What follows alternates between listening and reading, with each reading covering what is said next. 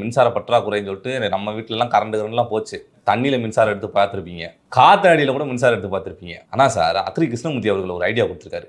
மின்னலை விழுங்கி மின்சாரத்தை கொப்பளிக்கும் எடப்பாடியாரின் இதய துடிப்புகள் இருக்காரு. மின்னலை விழுங்கி மின்சாரத்தை கொப்பளிக்கும் அண்ணன் எடப்பாடியாரின் இதய துடிப்புகளே. இந்த மாதிரி எடப்பாடி அவர்களுடைய இதய துடிப்புகள்லாம் கண்டுபிடிச்சு, ஏன்னா வேற மழைக்காலம் வேற வருது சார், கொஞ்சம் அவங்கள எங்கெல்லாம் மின்னல் அடிக்குது அவனுக்குள்ள நிப்பாட்டி அதை உள்வாங்கி மின்சாரம் தயாரிக்க அரசு முன் வரணும் சார். அசம்பிளி இல்லாத சமயத்தில் நம்ம பில்டிங் வாசலில் நிற்க சொன்னோன்னா ஷூட்டு முடிகிற வரைக்கும் நம்ம கனெக்ட் பண்ணிக்கலாம். எடிட்டிங்க்கு ஒரு 2 hours ஆகும்ப்பா, ஒரு 4 மணி நேரம் நிற்க சொல்லு. கனெக்ட் பண்ணி ஷூட்டு எடிட்டிங் எல்லாம் முடிச்சுட்டு போதும்பா இந்தாப்பா அப்படின்ட்டு பாக்கெட்டில் மீட்டர் சார்ஜை வச்சு அனுப்பிச்சி விட்றோம். அல்ல கைனா ஒரு அளவோட கூவுங்கய்யா.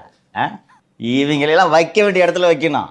திடீர்னு வாசல்ல நிக்க வேண்டிய ஆளை தூக்கி பக்கத்துல உட்கார வச்ச உடனே அதற்கான கூவல் தான் இது. இல்ல இது எனக்கு என்னன்னு புரியல. அப்படித்தான் அவரை வச்சு நல்லா செஞ்சு எதுக்கு இப்ப டைம் வேஸ்ட் பண்ணிட்டு இருக்காரு அவர் சட்டப்பேரவையில?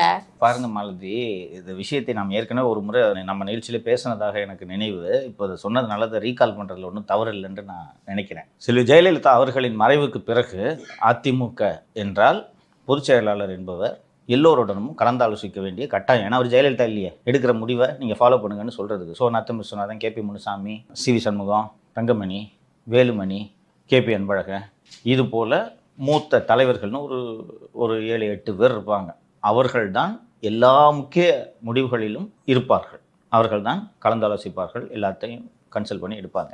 தளவாய் சுந்தரம், அக்ரி கிருஷ்ணமூர்த்திலாம் பெரிஃபெரி இல்லை. அவங்ககிட்டலாம் தம்பி இந்த வேலையை கட்டு, போய் கொடியை கட்டு, இந்த லெவலுக்கு தான் இருந்தார் அக்ரி கிருஷ்ணமூர்த்திலாம். சீட்டு கிடைக்குமா இல்லையான்றது அக்ரி கிருஷ்ணமூர்த்திலாம் டவுட்டு. அந்த அளவுக்கு ஒரு செல்வாக்கான தலைவர்களும் கிடையாது. ஏன்னா செல்வி ஜெயலலிதா உயிரோடு இருந்த காலத்திலேயே ஒதுக்கப்பட்டவர்களில் அக்ரி கிருஷ்ணமூர்த்தி எல்லாம் ஒருவர். இன்னைக்கு இந்த முக்கியமான தலைங்கள்லாம் வெளியில் போயிடுச்சுல, 25 பேர்.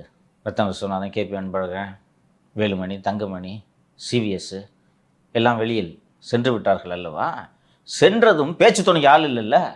ஸோ இவங்களை கூப்பிட்டு பக்கத்தில் வச்சுக்கிறார். பக்கத்தில் வச்சுக்கிட்டா இவங்களுக்கு நிரந்தரமாக பக்கத்தில் இருக்கணும். இப்போது அந்த எதிர்முகாமில் இருக்கக்கூடிய தலைவர்கள் எல்லாம் மீண்டும் ஒன்றிணைந்து எடப்பாடியோடு நெருக்கமாகிவிட்டால் தம்பி நீ பழைய படிப்பை கொடியை கட்டுன்றவங்க. இதுக்கு தான் மின்னலை விழுங்கி மின்சாரத்தை கொப்பளிக்கிறார் என்று சட்டசபையில் பேசுகிற பேச்சாது.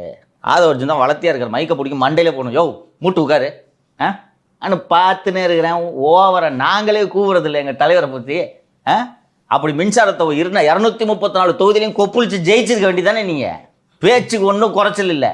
இதை போய் எலெக்ஷன் நிலையில் காமிச்சு ஜெயிக்க வேண்டியதானே.